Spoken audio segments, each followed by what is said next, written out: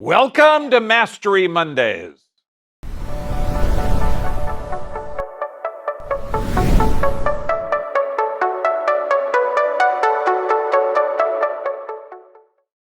I don't know, trying it. It sounds good. Okay.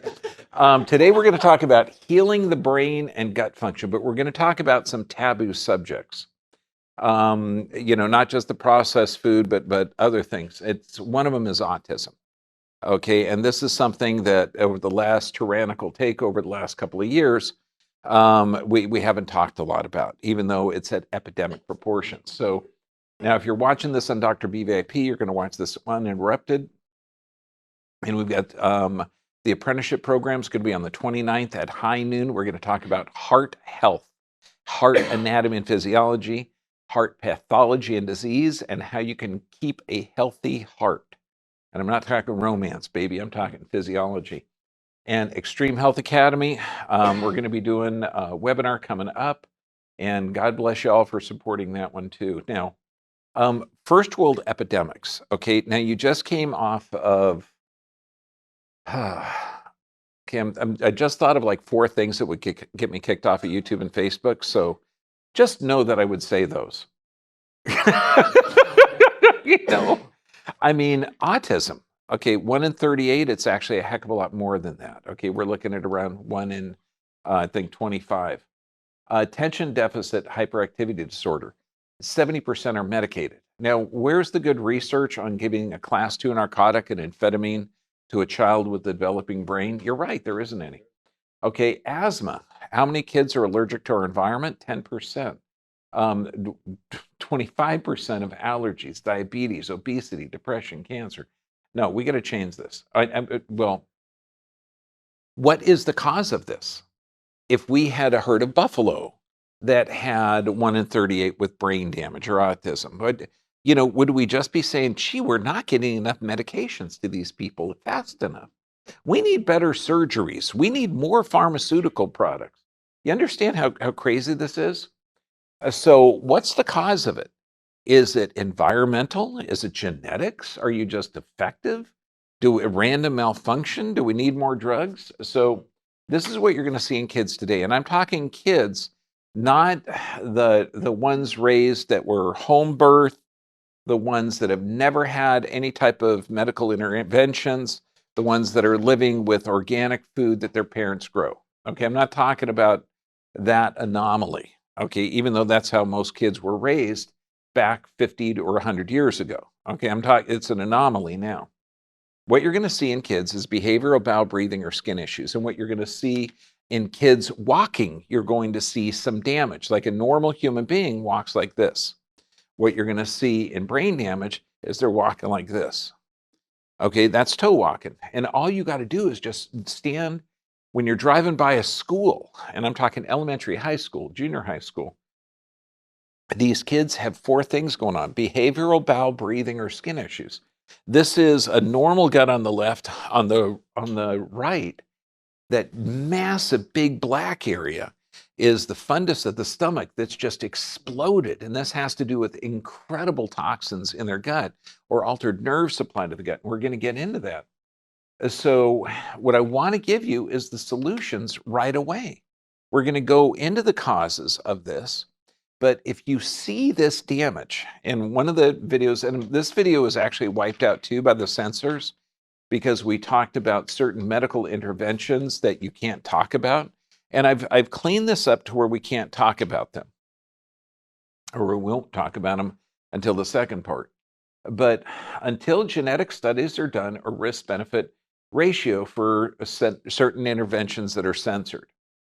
Now, what I mean by that is, think of every intervention in the world, everything.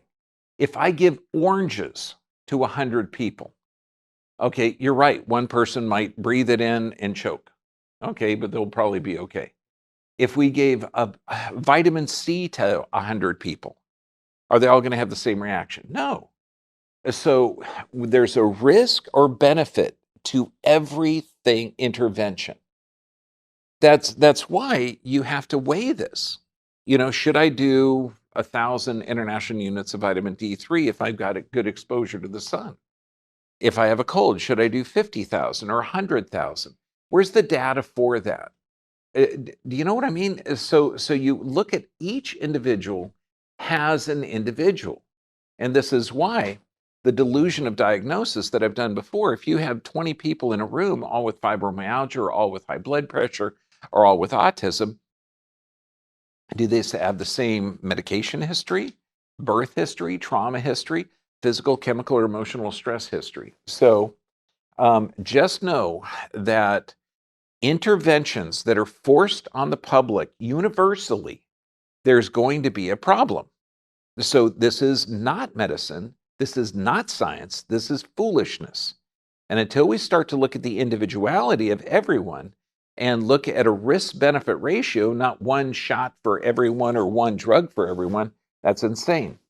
So let's say when you have somebody with brain damage and we know that there's a gut issue, gluten-free, dairy-free, no animal products for 60 days. And I'm not advocating veganism here. What I am saying is that a lot of the animal products are toxic. They're given hormones, which are damaging to the human being. When a person is trying to rebuild the brain, they do need collagen, except it's hard to get the amino acids from animal proteins. Omega-3s in whole food form, the best healthy fats that you can get. And I'm talking anchovy, mackerel, sardine oil, all food and all supplements in a whole food form. Get symmetrical movements, because when you're moving symmetrically, you're generating new neurons. This is literally called cross-crawl activity. Look at the soap, skincare, because anything you put on your skin gets in your bloodstream. And I know that sounds weird because I'm asking you to check for skin cream, even though we've just rolled up and had, shots in you every two, and did you check the ingredients on the soap or the skin cream? Okay. Look at electromagnetic fields. Everyone is going to be negatively affected by it. Everyone. But if your body builds cells faster than they break down, you're going to notice less of a damage. Fermented foods, no processed foods. So let's look at autism, which is going to affect about 1 in 2 kids by 2030. Some of them are saying that it's dire.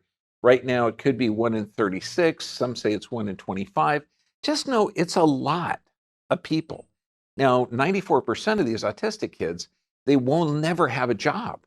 Okay, they're going to be a drain on society.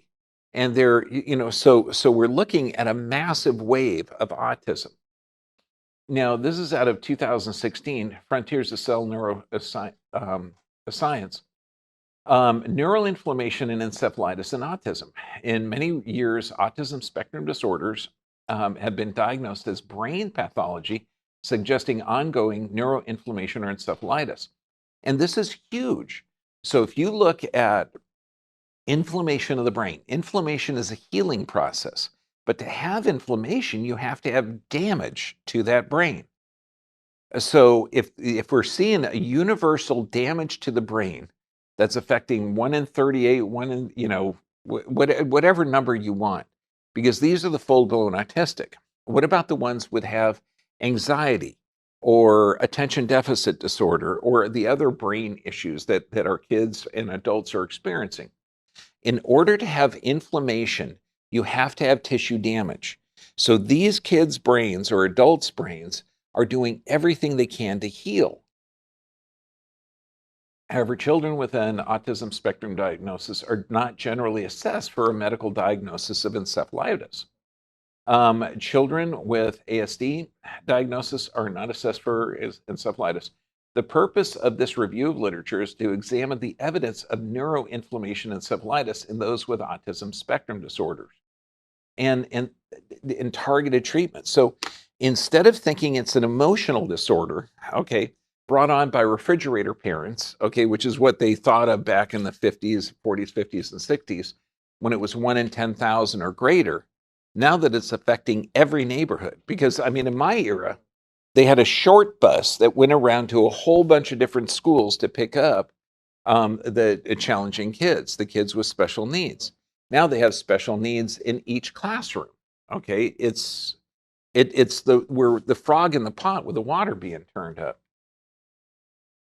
And then neuroinflammation, encephalitis, and autism. And I encourage you, because what we'll see is you've got the brain that's inflamed. You've got the plates of the skull coming together, and you've got sutures that literally the meninges of the brain, the covering of the brain, invaginates up through these. And you will, if you apply a little bit of pressure on a kid with autism, a little bit of pressure to equalize that, you're going to see their face go, ah. It's like, oh man, this feels so good, because their brains are literally exploding and inflamed. And I do it all the time. And you get these kids with self-stimming behavior because that generates dopamine and it calms them down. If you just put a little pressure on there, you'll literally see them calm down. But they're trying to help. So neuroinflammation, encephalitis, that means inflammation of the brain. In order to have inflammation, you have to have tissue damage. So something is crossing the blood-brain barrier. Something is crossing it. Something is damaging these brains. Okay, it's not bad luck or bad genes. Future studies should include treatments for neuroinflammation in autism and spectrum disorder. Gastrointestinal issues. Now remember, we're calling the gut-brain connection. Okay, the enteric brain. It's also called that. Okay, the gut is huge. Now, granted, we don't have a lot of real good food in our diet plan. In America, the majority of the number one source of calories in America is genetically modified high fructose corn syrup, which is toxic to the central nervous system. Well, autism spectrum disorder is characterized by communication impairments, social abnormalities, several medical comorbidities observed in autistic individuals. It's literally gastrointestinal tract. That's why I showed you that giant black area, that patient. A preponderance of evidence suggests a subset of autistic individuals exhibit GI abnormalities. Absolutely. Again, this is where neurotransmitters are produced. It's called the gut-brain connection. We've reviewed probiotics and prebiotics on emotional, cognitive, systemic, and neurovariabilities relevant to health and disease. See, what they're doing, they're manipulating the gut microbiome. So we know, and we've talked about this in the past, how virtually all medications, can alter that microbiome in the gut. When we know that neurotransmitters are produced in there, this means virtually all medications can negatively affect brain function. Okay, now when we're looking at adults have a 1-in-1 brain problem ratio. We're talking Alzheimer's, dementia. This is 1-in-1. This means 100% of Americans, if they're doing all the protocols, that means you sign up and roll your sleeves up anytime the science, even though it's just for a cold or flu, they want to shoot you with something. Or if you just go up to your doctor and say, doctor, please, I have high stress and I want you to give me lots of drugs for high blood pressure, type 2 diabetes, or bowel disorders. You got to figure the healthcare system is literally giving a chemical that has a myriad of side effects that is not going to regenerate your body to alter your adaptation to stress. That's literally called healthcare. Okay? And I know you're thinking, Jesus, these people must be smoking weed all the time. Maybe they are. Okay, you got two choices, ignorant or evil. Okay, so this is nuts. Brain-gut microbiotic access. So anything that damages that gut is going to damage that brain. It's interconnected. And when you have physical, chemical, and emotional stress, you got decreased blood supply to the gut.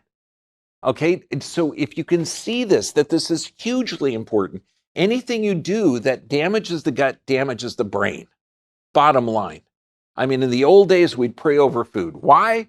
Because God brought it to you and it's going to become you. Okay. Anything you eat becomes you. Okay. I know. Crazy. Yeah. No, put the Twinkie down. Yeah, that's not food. Now, have you ever seen it? Okay. I mean, when you were 5, it looked like food. Now, oh, God, that sucker won't even burn. Okay, so now glyphosates. Okay, this is fantastic. Historians, and now I don't know if you've studied ancient history, and I'm talking like last year. Okay, something that was promised that had great advertisement that turned out to not be so great. Welcome to glyphosates, okay? Study confirmed glyphosates in breast milk of America's moms. Glyphosate found in urine, drinking water. Now, this is in almost every commercially produced bread, most commercially produced soy products, most corn have, BT corn in there. It's insane that this is a cancer-causing agent. It's found in breast milk, okay? It's a mineral chelator, and it's an antibiotic. So what does that mean? It negatively affects the gut. Historians are going to look back on how willing we are to sacrifice our children and jeopardize future generations with a massive experiment based on false promises and flawed science just to benefit the bottom line of a commercial enterprise. Okay, if I covered up the 2012, would you think, damn, that happened last year? Just saying, but this was from 2012, and it's not about what you were thinking. Okay, this is about glyphosates. Okay. GI disorders. Conclusion. Results indicate a greater prevalence of GI symptoms among children with autism compared to control kids. And just understand, the gut and the brain are symbiotic. You can't have one functioning without other. You've got to look at the whole system. That's why it blows my mind to see a psychiatrist and a gastroenterologist not talking to each other. Okay, but what's the psychiatrist going to do? Give a toxic chemical that has the same effect that, it's just mind-blowing. Okay, diet follow-up. So when we recommend gluten-free, dairy-free, is there any evidence? Right here. The peptides from summer which derive gluten and caseins are thought to have a negative pharmacological effect on attention, brain maturation, social interacting, and learning. Our hypothesis that a diet without these proteins would facilitate learning. 4 years after the onset of the dietary intervention, normalized urine patterns, peptides were found after 1 year. Likewise, decrease in odd behavior, improvement in social, cognitive, and communication skills were registered. Think of this. What if we actually used our school system? Okay, I'm glad you're sitting down because this would knock you over. Okay, to not just teach the kids, and I'm not talking pronoun or gender because that's ridiculous. Okay, I mean, it's life skills that they actually need to function in our world. Okay, that would make sense. So we give them food in the cafeterias that's good for their brain and body. We teach them where it comes from so when they're adults, they can make better choices. I know what you're going to say. Whoa! God, that's so complex. Our greatest teacher minds could never come up with something that brilliant. Yeah, schools to teach children how to live healthy. I know. I talk crazy sometimes. Okay, ketogenic diet. And look at this. Ketogenic diet. So we got tons of kids who have seizures, tons of kids who have emotional issues, tons of adults, okay, that have onset Alzheimer's and brain fog and everything else. What do they say? A wide variety of neurologic diseases, epilepsy, headache, neurotrauma, Alzheimer's, Parkinson's, sleep disorder, brain cancer, autism, pain, all benefit from a ketogenic diet. Okay, and they've known this since the 40s. Okay, there's an article out of 2012. And again, healthy fats, gluten-free, dairy-free, know that the brain can regenerate, okay, know that there's neurotoxins in the environment. So encephalitis is brain inflammation. That means there has to be some brain damage. Further studies to ascertain the potential best and non-responders to interventions. I mean, again, I know it sounds crazy because if there's one danger for the entire world, one therapy for the entire world, you're not going to think about individuality. Okay, is that stupid or stupid? Okay, unless you are in the right algorithm like some of my family members. Okay, then they'll say, oh, whatever the doctor says. Okay, no. Let's start treating each person like an individual. Okay, so what are the healthy fats? Organic butter, ghee, coconut oil, okay, olive oil, fresh flaxseed oil, because flaxseed oil rancidifies. Okay, the crappy oils. Okay, this is stuff that your parents would not recommend. Corn oil. You don't get oil from a corn. You got to extract it. It's a chemical process. It's ridiculous. Rapeseed. So what do you do if you have this? Now, you can't give a standard autistic person this 3 to 7 day cleanse at VE Irons. I did the 7-day cleanse a couple of years ago, and let me tell you, as delicious as a clay shake sounds, brother, it's not. I'm telling you, it's disgusting. Okay, it's thick and tasteless and gross. Okay, getting done with the 7 days, it was just like a marathon. But you're doing capsules of wheat germ, capsules of chlorella, capsules of whole beet. There's other things to do. Like I just finished a 5-day fast, okay, a water fast, and that's fantastic. There's ways to do it. Colonics, fantastic. If you're going to do a colonic, we got a lot of people that are doing colonics or liver cleanses because the liver is being poisoned by a lot of the medications and toxic food. You can juice fast the week before. We recommend typically 3 colonics, so that way you can get everything working correctly. You get hook up with a good colon hydrotherapist, and you're going to be amazed. EDT chelation. We do this in Mexico, where you're literally, this binds to not just heavy metals, it binds to a lot of stuff. Now, I've seen some great studies on EDT chelation and a lot of the damage from certain injections that were popular in the world, okay, the last couple of years, okay, that we can't talk about. Oral chelation.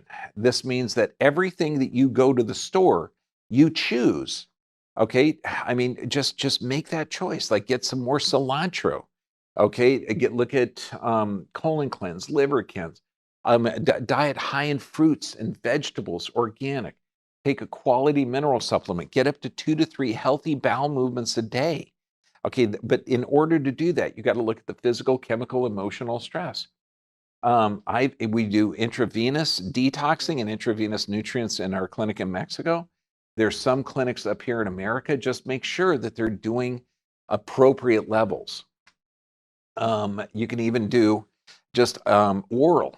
Chlorella cleans and binds to heavy metals. Spirulina is great for getting the crap out of the system.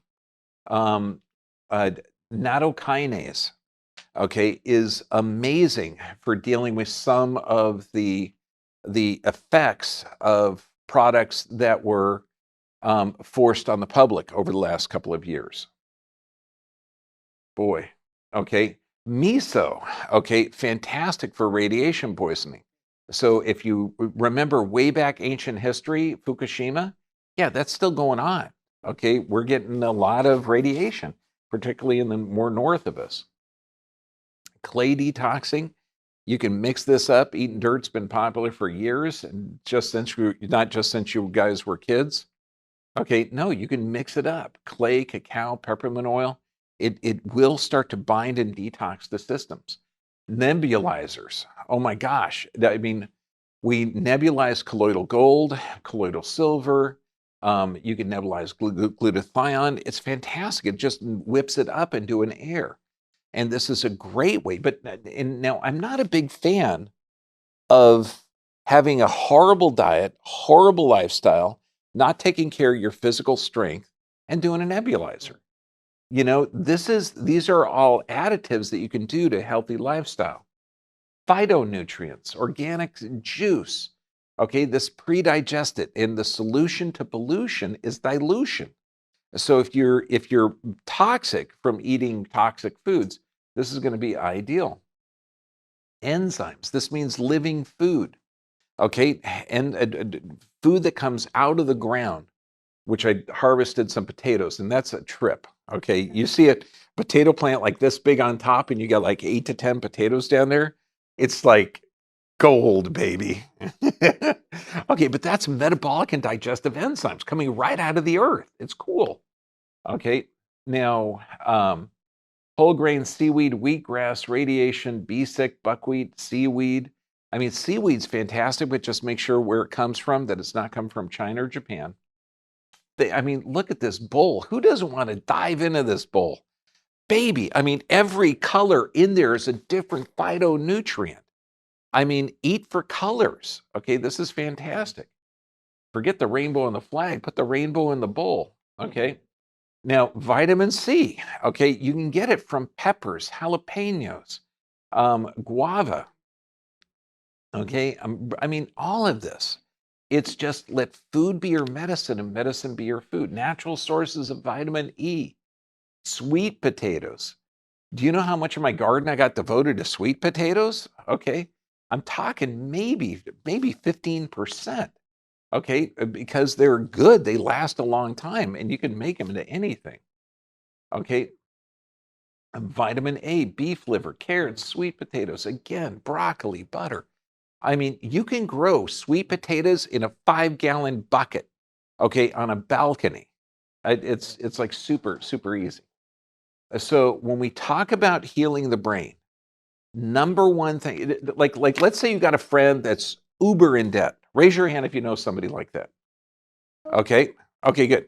Okay, now, have they tried to borrow money? Yes, I know they have. Okay, I know. Okay. What I told a friend a few years ago, I said, look, if you're in a hole, stop digging. Okay. If you're poisoning yourself, stop it. Okay. If you're taking a toxic chemical, if you're taking the glyphosates, if you're eating food that's not really food, stop poisoning yourself. Okay. Number one, that would be good. Then this is what you use to regenerate. Okay, you get proper nerve supply, regular exercise, symmetrical movement, proper nutrition, sufficient rest, and prayer and meditation. It can't be that easy, but it is. Now, the second part of this, we're going to go into, because I put a word up there that I should have censored. Okay, so we're going to go into the topics that I think I cleaned this top up now, because with the censorship, you can't say certain words, comrades. Okay, but now that Kim Jong-il is now part of the World Health Organization, the world will be a lot freer. So YouTube and Facebook, I'll see you next week. God bless you and take care.